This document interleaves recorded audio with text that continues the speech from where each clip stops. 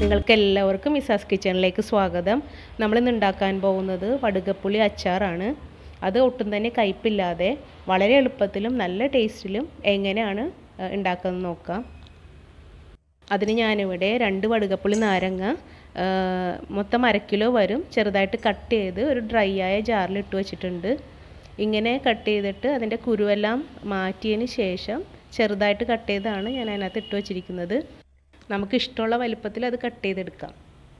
ഇനി ഇതിനകത്തേക്ക് ആവശ്യത്തിന് ഉപ്പ് ചേർത്ത് കൊടുക്കണം. ഇപ്പം ഞാൻ 3 ടേബിൾ സ്പൂൺ ഉപ്പ് ചേർത്ത് കൊടുക്കുന്നുണ്ട്. നമുക്കിത് പോരാന്നുണ്ടെങ്കിൽ അത് ഉണ്ടാക്കുന്ന സമയത്ത് വീണ്ടും ചേർത്ത് കൊടുക്കാം. ഇനി 1/4 കപ്പ് വിനാഗിരി അതിനകത്തേക്ക് ഒഴിച്ചു കൊടുക്കണേണ്. 1/2 കപ്പിൻ്റെ അളവാണത്. അതിൻ്റെ പകുതിയാണ് ഞാൻ വിനാഗിരി എടുത്തിരിക്കുന്നത്. എന്നിട്ട് നന്നായിട്ടൊന്ന് മിക്സ് ചെയ്ത് കൊടുക്കാം. ഇത് നന്നായി മിക്സ് ചെയ്തതിന് ശേഷം ഒരു 5 മുതൽ 7 ദിവസം വരെ നമ്മളത് അടച്ചു വയ്ക്കും. എന്നിട്ട് ഡെയിലി എടുത്ത് ഒരു പ്രാവശ്യം ഇതുപോലെ ഒന്ന് ഇളക്കി കൊടുക്കണം. ഡ്രൈ ആയ ഒരു സ്പൂൺ വെച്ച് ഒന്ന് ഇളക്കി കൊടുക്കണം. ഡെയിലി ഒരു പ്രാവശ്യം ഇളക്കി കൊടുക്കുന്നത് നിർബന്ധമാണ്, അല്ലെങ്കിൽ അതിൻ്റെ മേൽഭാഗത്ത് പൂപ്പിൽ കെട്ടും. ഇളക്കി കൊടുക്കുമ്പോൾ അതിൻ്റെ താഴെയുള്ള ഉപ്പും വിനാഗിരിയുടെ അംശമൊക്കെ അതിൻ്റെ മുകളിൽ വരുമ്പോൾ അങ്ങനെ പൂപ്പിൽ കെട്ടില്ല. ഇതിപ്പോൾ ഒരു 6 ദിവസം ആയതാണ്. ഇത് നന്നായിട്ട് കുഴഞ്ഞു വന്നിട്ടുണ്ട്. അതിൻ്റെ അല്ലിയൊക്കെ നന്നായിട്ട് മെൽറ്റായി വന്നിട്ടുണ്ട്. ഇനി ഇതിന് നമുക്ക് ആവശ്യമായ പൊടികൾ ചേർത്ത് കൊടുക്കാം. ഞാനിവിടെ 2 ടേബിൾ സ്പൂൺ കാശ്മീരി ചില്ലിയും 1 ടേബിൾ സ്പൂൺ എരിവുള്ള ചില്ലി പൗഡറും ചേർത്ത് കൊടുത്തിട്ടുണ്ട്. ഇനി നന്നായിട്ടൊന്ന് മിക്സ് ചെയ്യുക. എന്നിട്ട് നോക്കാം നമുക്കിനി മുളക് പൊടി ആവശ്യമുണ്ടോ എന്ന്. ഇനി ഞാനിവിടെ 2 ചെറിയ സ്പൂൺ കായപ്പൊടി ചേർത്ത് കൊടുക്കുന്നുണ്ട്. കണ്ട, കൊച്ചു സ്പൂണിൽ 2 സ്പൂൺ, അപ്പോൾ ഒരു ടീസ്പൂൺ ആകും. എന്നിട്ട് ഒന്നും കൂടെ നന്നായിട്ട് മിക്സ് ചെയ്ത് കൊടുക്കാം. ഇങ്ങനെ ചെയ്യുമ്പോൾ നമുക്കൊട്ടും കൺഫ്യൂഷൻ ഉണ്ടാവില്ല. നമുക്ക് ആവശ്യത്തിനുള്ള എരിവും കളറൊക്കെ അനുസരിച്ച് കൂട്ടിയും കുറച്ചും മുളക് പൊടി ചേർത്ത് കൊടുക്കാവുന്നതാണ്. ഞാനിവിടെ ചീനച്ചട്ടിയിൽ 1.5 ടേബിൾ സ്പൂൺ റൈസ് ബ്രാൻ ഓയിലും 1.5 ടേബിൾ സ്പൂൺ എള്ളെണ്ണയും ഒഴിച്ചു കൊടുത്തിട്ടുണ്ട്. അത് ചൂടായപ്പോൾ ഒരു 1/4 ടീസ്പൂൺ കടുകിട്ട് പൊട്ടിച്ചു. ഇനി 1/4 ടീസ്പൂൺ ഉലുവയും കൂടി അതിനകത്തേക്ക് ഇട്ട് കൊടുക്കാം.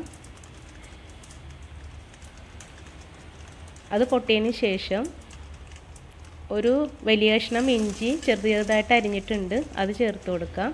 ഒരു 12 അല്ലി വെളുത്തുള്ളി ചെറുതായിട്ട് കട്ട് ചെയ്ത് വെച്ചിട്ടുണ്ട്, അതും ചേർത്ത് കൊടുത്ത് ഒരു 2 മിനിറ്റ് ഒന്ന് ഇളക്കി കൊടുക്കാം.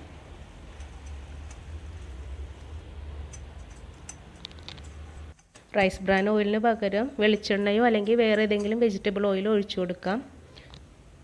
എള്ളെണ്ണ മാത്രം മതിയെന്നുണ്ടെങ്കിൽ അത് മാത്രം ഒഴിച്ചാൽ മതിയാകും. ഇനി ഞാനിവിടെ 2 പച്ചമുളക് ചേർത്ത് കൊടുക്കുന്നുണ്ട്.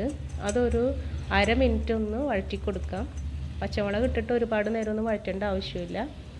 ഇനി കുറച്ച് വേപ്പില, 2 ഉണക്കമുളക് കട്ട് ചെയ്തത്, കത്രികക്ക് നല്ല ഷേപ്പിൽ കട്ട് ചെയ്തതാണ്, അത് ഇട്ടൊന്ന് വഴറ്റി കൊടുക്കുന്നുണ്ട്.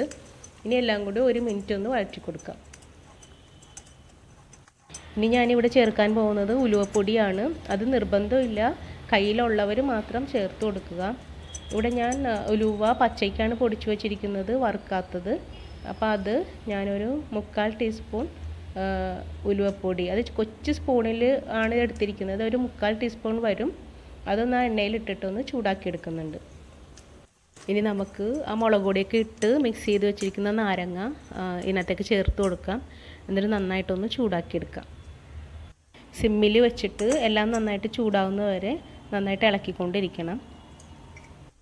ഞാൻ പറയാൻ മറന്നുപോയി, അപ്പുറത്തെ അടുപ്പത്ത് 1/2 ലിറ്റർ വെള്ളം തിളപ്പിക്കാൻ വെച്ചിട്ടുണ്ടായിരുന്നു. തിളച്ചപ്പോൾ ഞാനത് ഓഫ് ചെയ്തതാണ്.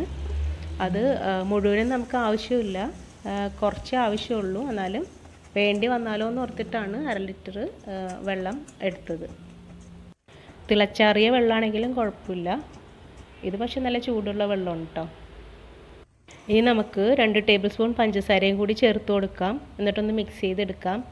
ഉപ്പും പുളിയൊക്കെ ഒന്ന് ബാലൻസ് ചെയ്യാൻ വേണ്ടിയാണ് പഞ്ചസാര ചേർത്തത്. ഇത്രയും പഞ്ചസാര ചേർത്തെന്ന് വിചാരിച്ചിട്ട് അച്ചാറിന് മധുരമൊന്നും ഉണ്ടാവില്ല. അപ്പോൾ നമുക്ക് മധുരമുള്ള അച്ചാറാണ് വേണ്ടതെങ്കിൽ പഞ്ചസാരയുടെ അളവ് കൂട്ടണം. 4 or 5 ടേബിൾ സ്പൂൺ പഞ്ചസാര ചേർക്കേണ്ടി വരും. നന്നായിട്ടൊന്ന് മിക്സ് ചെയ്ത് കൊടുക്കാം. ആ പഞ്ചസാരയൊക്കെ നന്നായിട്ട് മെൽറ്റ് ആവട്ടെ. അതിനുശേഷം നമുക്ക് ആ ജാറിൽ അല്പം വെള്ളം ഒഴിച്ചിട്ട്, ആ തിളപ്പിച്ച് വെച്ച വെള്ളം ഉണ്ടോ അത് ഒഴിച്ചിട്ട് ഒന്ന് കഴുകി ആ ചീനച്ചട്ടിയിലേക്ക് ചേർത്ത് കൊടുത്ത് നന്നായിട്ടൊന്ന് ഇളക്കിയെടുക്കാം. എന്നിട്ട് നമുക്ക് ഇതിൻ്റെ കുറച്ച് ലൂസാക്കി എടുക്കണം ഈ അച്ചാർ. അതനുസരിച്ച് വെള്ളം അല്പം ഒഴിച്ചു കൊടുക്കാം. ഇത് അല്പം ലൂസായിരിക്കണം, കാരണം ഇത് ആറുമ്പോൾ തിക്കായിട്ട് തന്നെ വന്നോളും. അപ്പോൾ ലേശം ലൂസാക്കി എടുക്കണം.